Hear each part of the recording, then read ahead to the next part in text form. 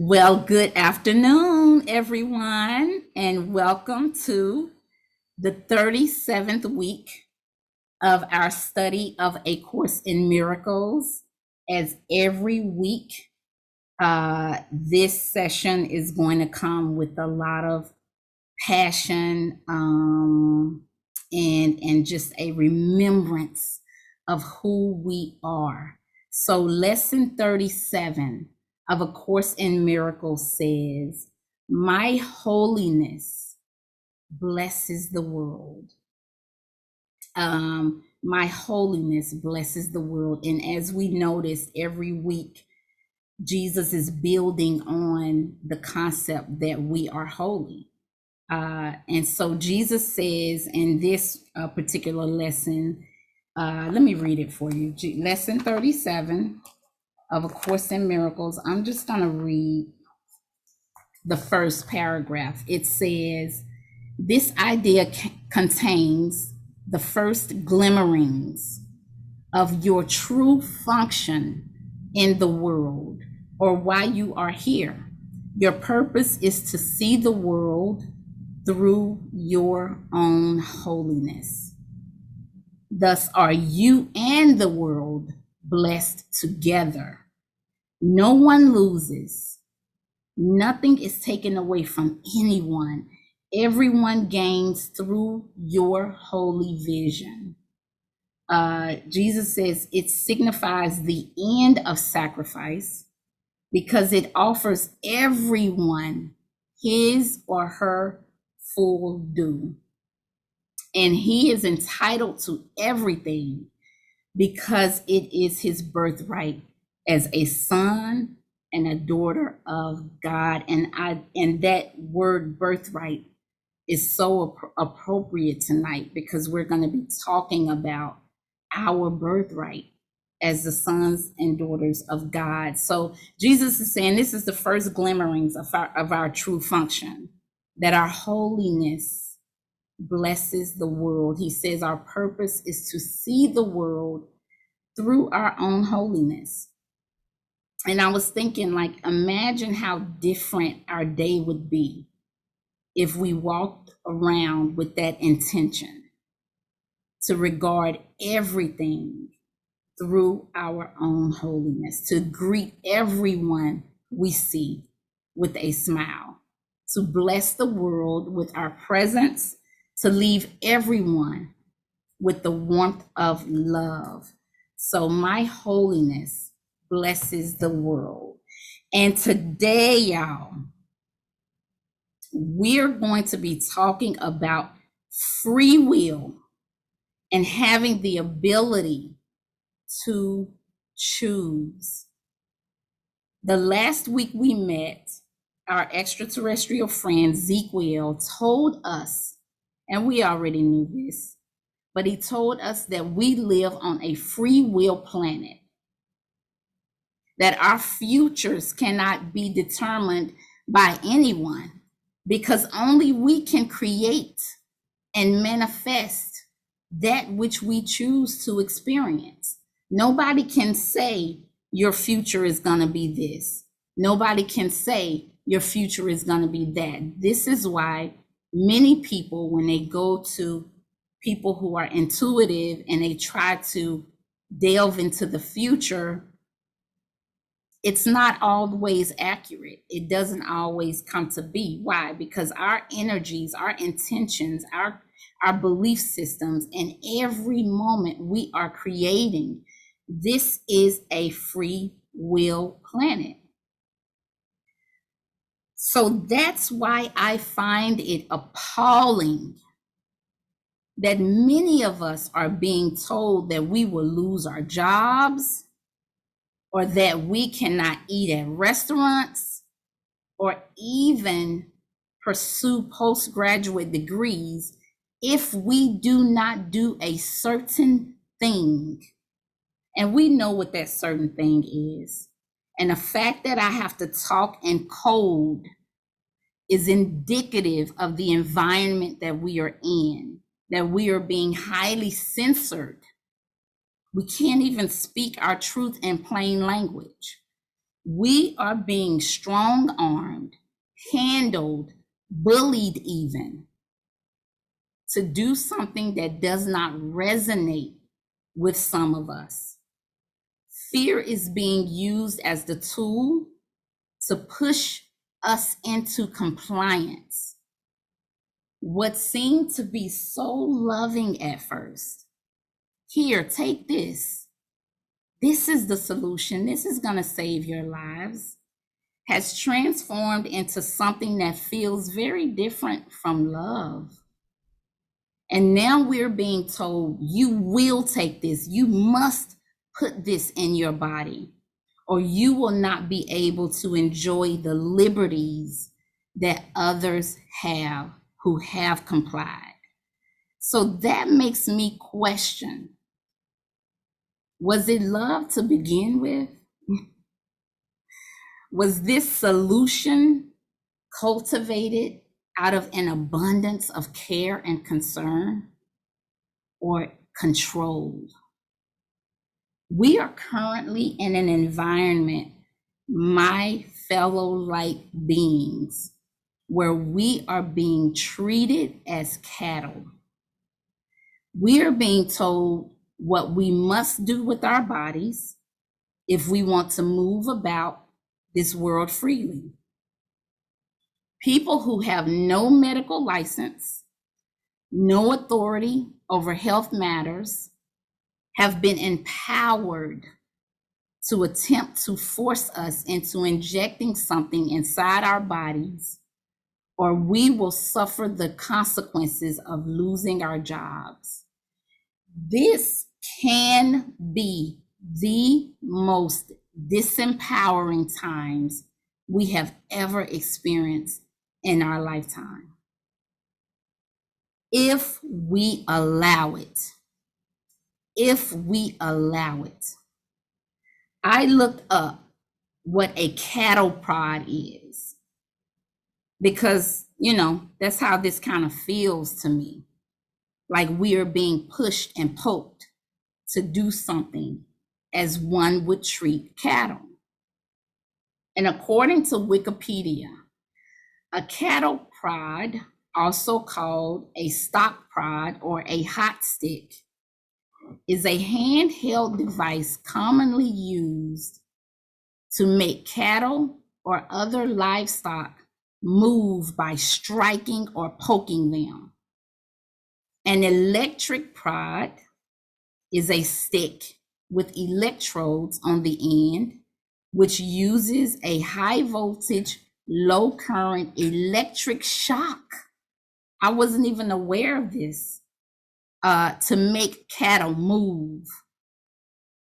It continued to say that the electric cattle prod is designed to inflict a painful shock to the cattle and thus prod them to move along.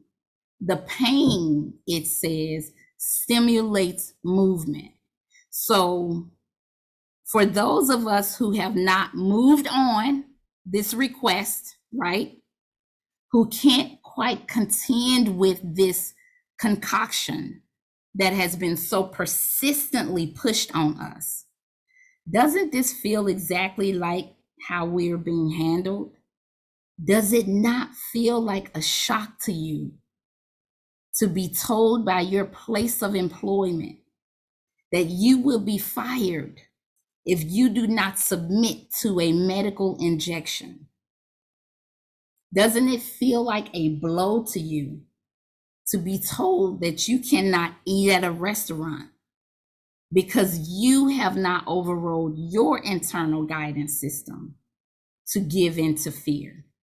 We are being pushed, prodded, and even harassed to comply with the consciousness of the collective, to go along, to follow directions. This tool of choice, which is being used, is fear. It's being used to get us all to move in the same direction, for all of us to agree with the same logic. And the pain that is being inflicted is the threat of termination, the loss of freedom.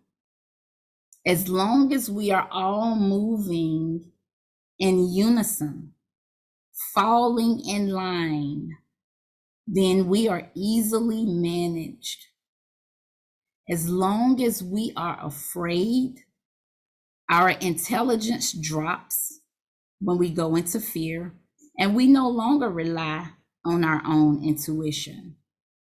But imagine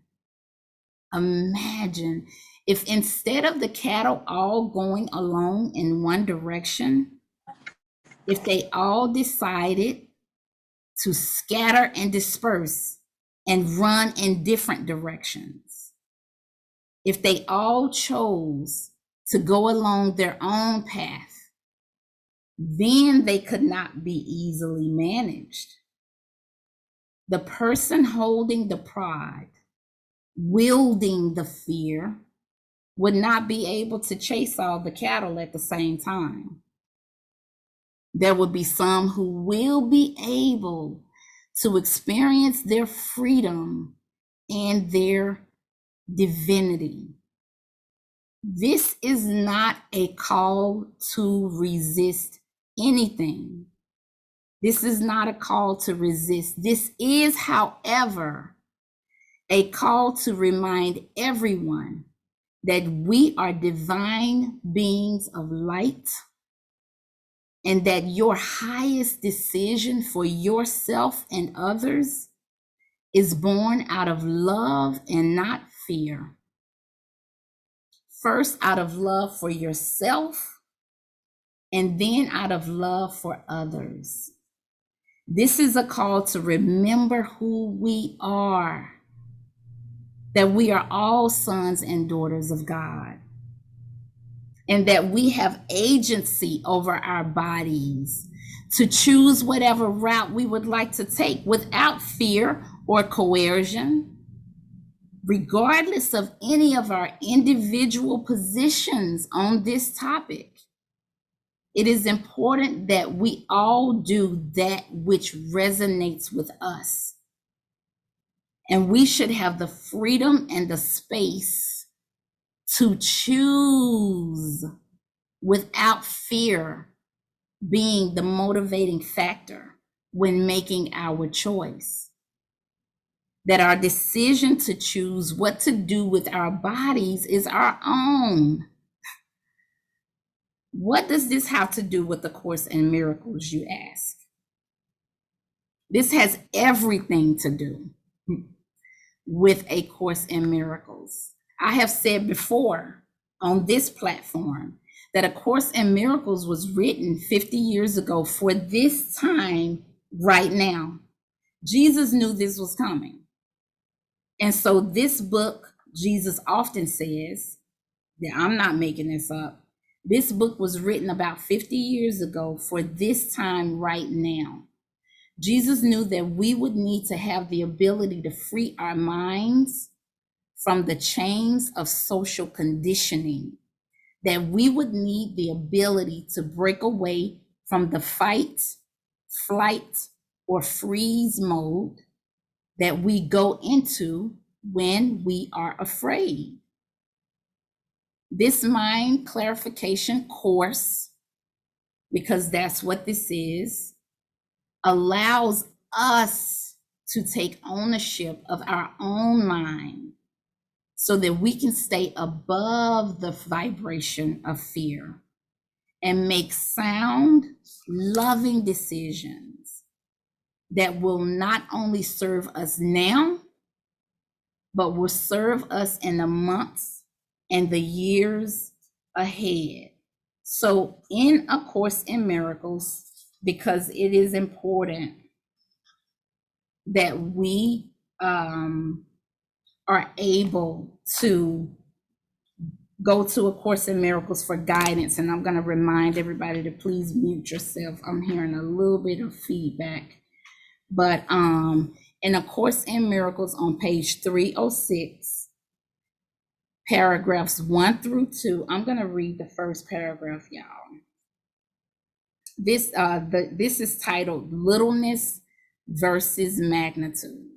So in paragraph 1, it says, be not content with littleness, but be sure you understand what littleness is and why you could never be content with it.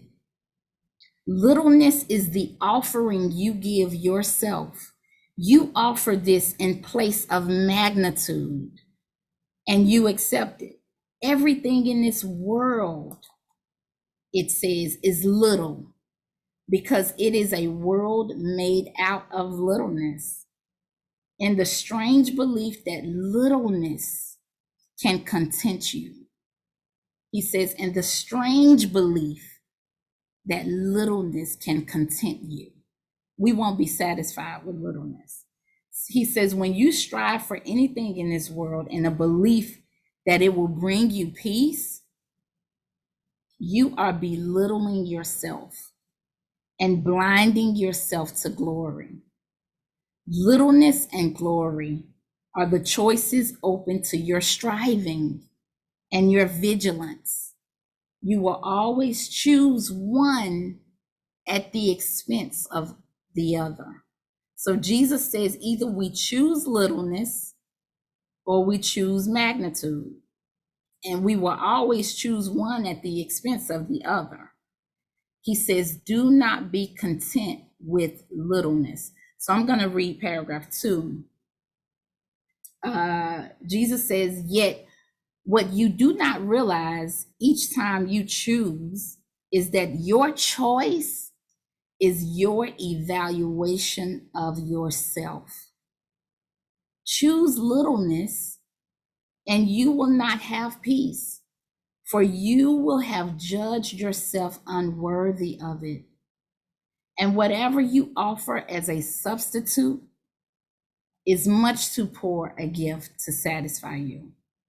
It is essential that you accept the fact and accept it gladly that there is no form of littleness that can ever content you. You are free to try as many as you wish, but all you will be doing, he says, is delay your homecoming. For you will be content only in magnitude, which is your home. So Jesus says our choice of littleness or magnitude is an evaluation of ourselves. He says, choose littleness and you will not have peace. And we have deemed ourselves unworthy of it if we choose littleness. He says, you may as well know that there is no form of littleness that can never content us. We can never be satisfied with littleness. Why? Because we are divine beings of light. It just don't fit. It doesn't go. He says we're free to try as many idols and distractions as we want, but all we will be doing is delaying our homecoming. And that magnitude is our home. So this is not about which side of the fence we are on. This is not about a right or a wrong choice. This is about our ability to choose that which resonates with us. As divine sons and daughters of God, we were born with the ability to choose. It is our birthright.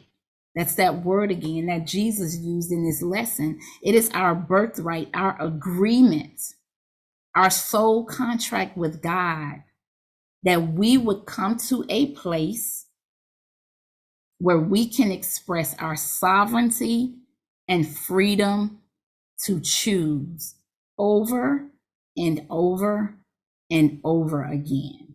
So how do we choose magnitude? Here is how we choose magnitude. Do nothing out of fear. Do nothing out of coercion. Do nothing out of smallness. Choose your highest choice. Because guess what? It is only you who is going to have to live with the choice you make. Make your decision based on research and intuition and logic. And then after you've done that research some more. Because these medical options we are being presented with have lifelong impact. So choose with all your scruples in place. Choose with all of the information available to you. Do not make your choice based on a limited point of view. I'm going to go to page 139 of A Course in Miracles,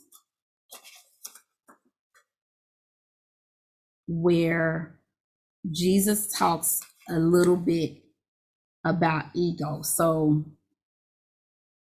the title of this chapter I'm about to read is called The Difference Between Imprisonment and Freedom. And y'all listen, this whole chapter is juicy. This chapter right here is juicy. Whoever said A Course in Miracles is boring, y'all ain't getting into the juicy parts, okay? It's so juicy. So I encourage everyone to read it, but I'm going to read just a little bit.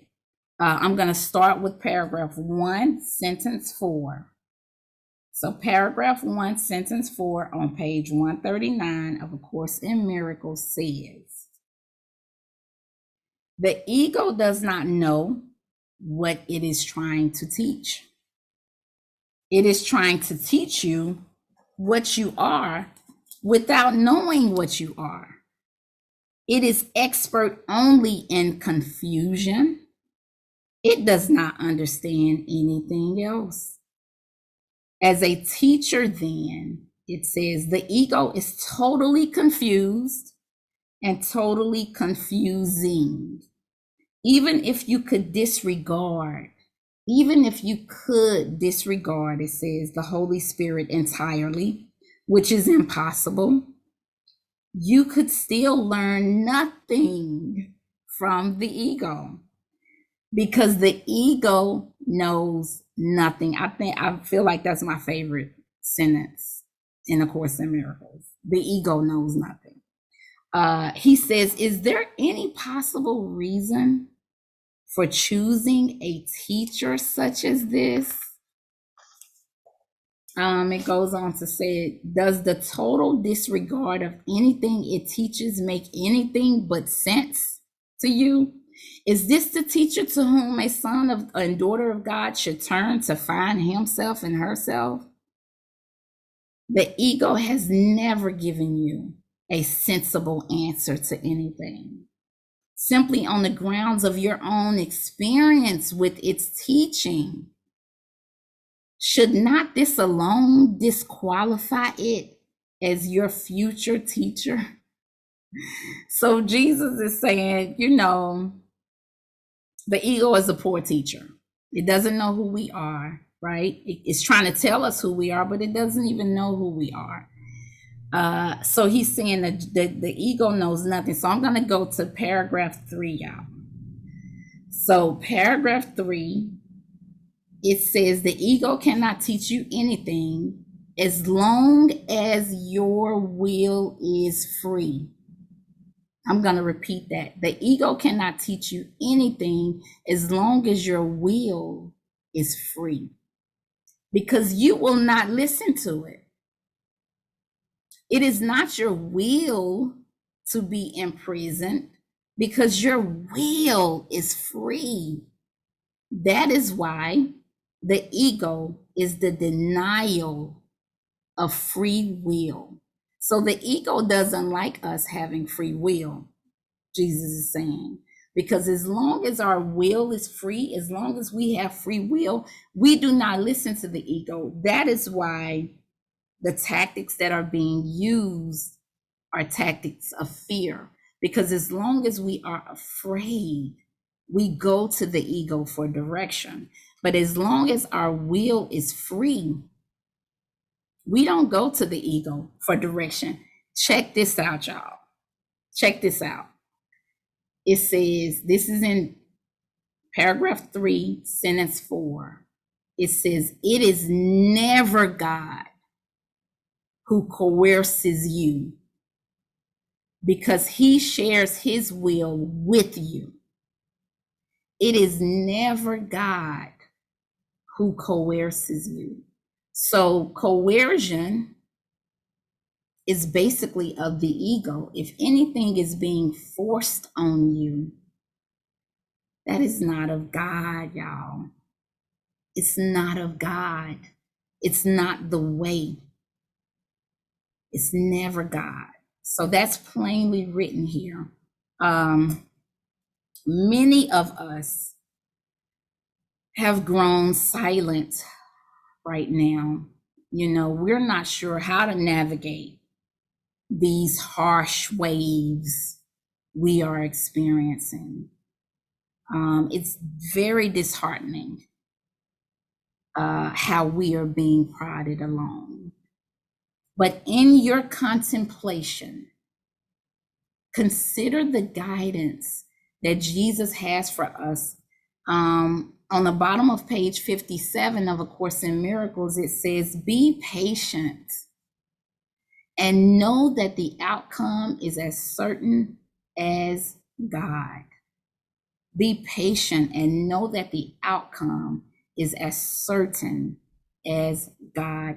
Do not allow fear to be the driving factor of your decision making, everyone. Based on your own research, prayer, and internal guidance system, choose the path which serves your greatest good and stand firm in that choice. Do not waver in that choice. Stand firm on what your guidance is telling you.